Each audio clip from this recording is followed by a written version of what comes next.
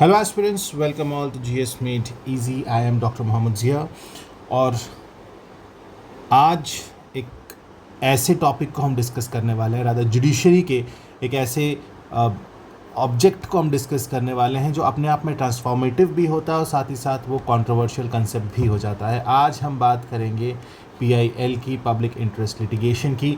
इससे पहले अगर आपने अभी तक इस चैनल को सब्सक्राइब नहीं किया है तो please do subscribe the channel, ताकि जब भी चैनल पे वीडियो अपलोड हो आपके पास नोटिफिकेशन आ जाए। So do press the bell icon as well, और शेयर भी करें इसे अपने फेलो एस्पिरेंट्स के साथ जो कि नॉइस में नहीं, सीरियस कंटेंट में बिलीव करते हैं और उनको सीरियस कंटेंट चाहिए भी।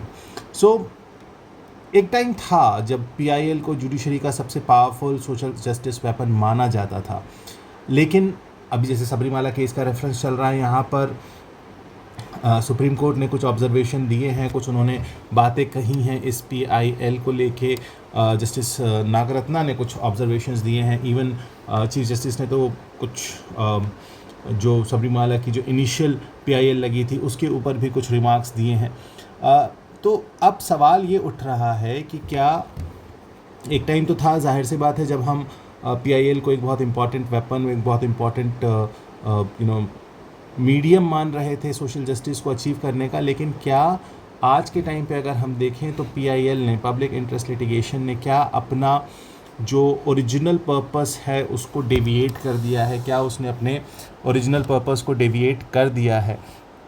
क्या कोर्ट्स पब्लिक इंटरेस्ट और पब्लिसिटी इंटरेस्ट के बीच डिस्टिंक्शन लूज़ कर रहे हैं? और सबसे important, what are the constitutional boundaries of this PIL? मतलब पीआईएल है, ठीक है, लेकिन इसकी कॉन्स्टिट्यूशनल बाउंड्रीज़ क्या हैं? तो आइए इसी टॉपिक को हम सिस्टमेटिकली स्टेप बाय स्टेप समझते हैं। पहले हम इसके कॉन्स्टिट्यूशनल फाउंडेशन को समझते हैं। आर्टिकल 32, या अगर आप कहें तो कहीं पर भी PIL word is not explicitly mentioned in constitution, ठीक है, ये कहीं पर भी एक्सप्लिसिटली मेंशन नहीं है। लेकिन पीआईएल का स्पिरिट इमर्ज होता है दो जगह से, एक आता है आर्टिकल 32 से, दूसरा आता है आर्टिकल 226 से। आर्टिकल 32 सिटीजन्स को राइट टू कॉन्स्टिट्यूशनल रेमेडीज़ देता है, फंडामेंटल राइट है। डॉक्टर अम्बेडकर ने इसे कॉन्स्टिट्यूशन का हार्ट एंड सोल कहा। यहाँ पर जो है इसके through supreme court writs issue करता है, that you all know, and they protect the fundamental rights. Same power जो रिट जुरिस्डिक्शन है हाई कोर्ट का आर्टिकल 226 में है। यही प्रोविजंस जो हैं वो यही दो आर्टिकल्स बेसिकली पीआईएल का ज्यूरिस्प्रूडेंस का कॉन्स्टिट्यूशनल बेस बनते हैं। और यहीं पर एक रेवोल्यूशनरी चेंज हुआ, that is relaxation of locus standi principle. यानी कि नॉर्मली क्या होता है, सिर्फ वही पर्सन कोर्ट जा सकता है जिसका राइट डायरेक्टली वायलेट हुआ हो, लेकिन पीआईएल ने कहा कि अगर अफेक्टेड पीपल पुअर है, मार्जिनलाइज्ड हैं, वॉइसलेस हैं, तो कोई भी सोशली कॉन्शियस सिटीजन कोर्ट को अप्रोच कर सकता है। यानी कि the access to justice, this part, it became the very centre of this. अब ये इवॉल्व कैसे होता है, या ये कहाँ से इसकी बातें आती हैं, या कहाँ से ये डिस्कस होता है, कहानी जाती है। इसमें सबसे लैंडमार्क केस आता है हुसैनारा खातून केस 1979। अपने आप में एक लैंडमार्क जजमेंट है। ये केस अंडर टायर प्रिजनर्स की मिजरेबल कंडीशन से रिलेटेड था। बहुत सारे ऐसे पुअर प्रिजनर्स जो सालों तक जेल में थे विदाउट ट्रायल, सुप्रीम कोर्ट ने इंटरवीन किया, और यहीं से आप कह सकते हैं कि पीआईएल मूवमेंट जो है एक तरीके से इफ़ेक्टिवली इंडिया में आना शुरू होता। और इस ट्रांसफॉर्मेशन में जो कंट्रीब्यूशन था वो था जस्टिस पीएन भगवती का और जस्टिस वीआर कृष्णा अय्यर का। जस्टिस वीआर कृष्णा अय्यर का। इन जजेस ने जुडिशरी को सोशली रिस्पॉन्सिव इंस्टीट्यूशन के रूप में इमेजिन किया, और पीआईएल की ओरिजिनल फ़िलासफ़ी को आप कह सकते हैं कि उसको बिल्कुल सिंप्लीफाई किया, that it should not be, justice should not depend upon the economic capacity, कि जस्टिस जो है वो इकोनॉमिक कैपेसिटी पे डिपेंडेंट नहीं होना चाहिए। इसी पीरियड में जब हम इसकी बात करते हैं, जब आप रिप्रेजेंटेशन ऑफ जो वॉइसलेस है, जब आप रिप्रेजेंटेशन ऑफ द डिसएडवांटेज्ड हैं उनकी बात करते हैं, तो यहीं पर इसी दौरान जो है ये जो जुरिस्डिक्शन है, दैट इज़ एपिस्टोलरी जुरिस्डिक्शन जो है ये डेवलप होता है। कभी कभी जजेस लेटर्स को भी रिट पिटिशंस ट्रीट कर लेते थे, स्पेशली जब ये मार्जिनलाइज सेक्शन को या जो वॉइसलेस सेक्शन है उनकी बात होती थी, वो ग्रुप्स इन्वॉल्व होते थे, तो ये भी होता था। यानी कि जुडिशरी जो है वो प्रोसीजरल रिजिडिटी को सॉफ्टन कर रही थी, किसके लिए? सोशल जस्टिस ओरिएंटेशन के लिए। ठीक है, फिर बात करते हैं इसका लेजिटिमेट स्कोप क्या है। अब जेन्युइन पीआईएल किस पर्पस के लिए होती है? सबसे पहले वॉइसलेस कम्युनिटी को रिप्रेजेंट करना होता है, जैसे पुअर प्रिजनर्स हैं, बॉन्डेड लेबर्स हैं, ट्राइबल ग्रुप्स हैं, स्ट्रीट चिल्ड्रन हैं। ये जब ये पीआईएल जब अपने आप में मतलब ग्रो कर रहा था, तो ये लोग जो थे, ये ग्रुप्स जो थे, ये इसके सबसे बड़े बेनिफिशियरीज थे, या कहें कि आप इनके जो है वो ओरिजिनल बेनिफिशियरीज थे। सेकंड, स्टेट इन एक्शन को चैलेंज कर रहा था। अगर गवर्नमेंट पब्लिक ड्यूटी परफॉर्म नहीं कर रही है तो कोर्ट्स पीआईएल एंटर कर सकते हैं। ठीक है।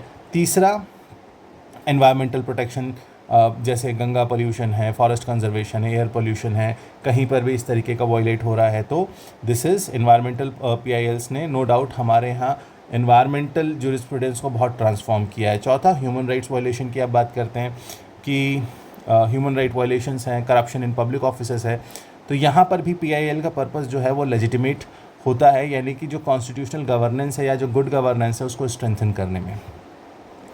अब दिक्कत क्या आई है? अब हम बात करें कि इसका मिसयूज़ क्यों हो रहा है। कंसर्न जो आ रहे हैं, जो अभी सुप्रीम कोर्ट ने बहुत ही हार्श रिमार्क्स दिए हैं इसको लेके, लेकिन ये भी अब इंक्रीज़ हो रहा है, कंसर्न्स इंक्रीज़ हो रहे हैं। क्यों? क्योंकि सुप्रीम कोर्ट ने बार बार वार्न किया है कि पीआईएल अब क्या बन गया है, now it is publicity interest litigation.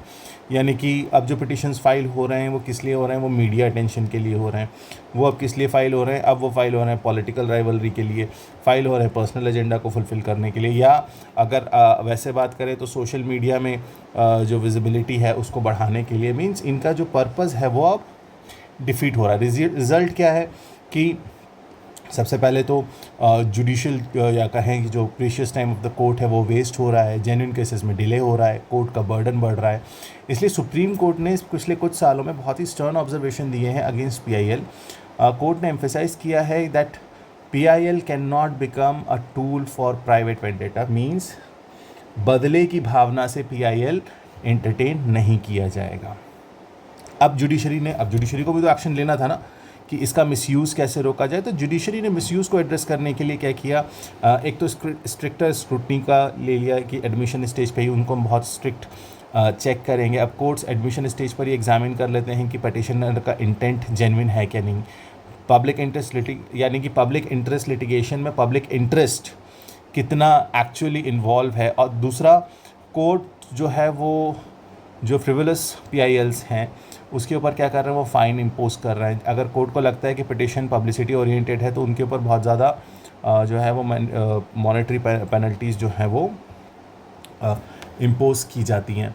फिर कोर्ट क्या कह रहा है? कोर्ट कह रहा है that verify petitioners bona fide interest. Means यानी कि पेटिशनर का ऑब्जेक्टिव जेन्युइनली पब्लिक वेलफेयर है या मतलब it is just for his personal interest. Means यहाँ पर आप कह सकते हैं कि जुडिशरी जो है वो मेंटेन करने की कोशिश कर रहा है दैट जो पीआईएल हो उनका जेन्युइन पर्पस फुलफ़िल हो।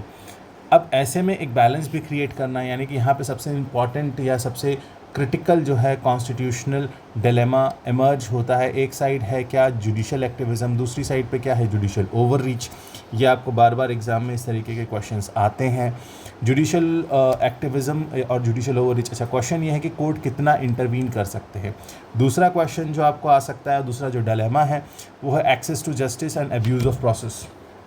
अगर फ़िल्टरिंग जो है वो बहुत ज़्यादा स्ट्रिक्ट हो जाएगी तो जो जेन्युइन मार्जिनलाइज ग्रुप हैं वो सफ़र कर सकते हैं, लेकिन अगर फ़िल्टरिंग बहुत ज़्यादा लिबरल हो जाएगी तो कोर्ट जो है फ्रिवलस लिटिगेशन से जो है वो क्या हो जाएगा, उस लिटिगेशन से ओवरलोड हो जाएगा। तो पीआईएल सिस्टम को कॉन्स्टेंटली एक बैलेंस की तरह बनाना है, यानी कि लिबरल कॉन्स्टिट्यूशनलिज्म भी होना चाहिए और इंस्टीट्यूशनल डिसिप्लिन आना चाहिए। इसमें अगर आपको जब क्वेश्चन आएगा मेंस में तो आपको किन किन चीज़ों पे फोकस करना है।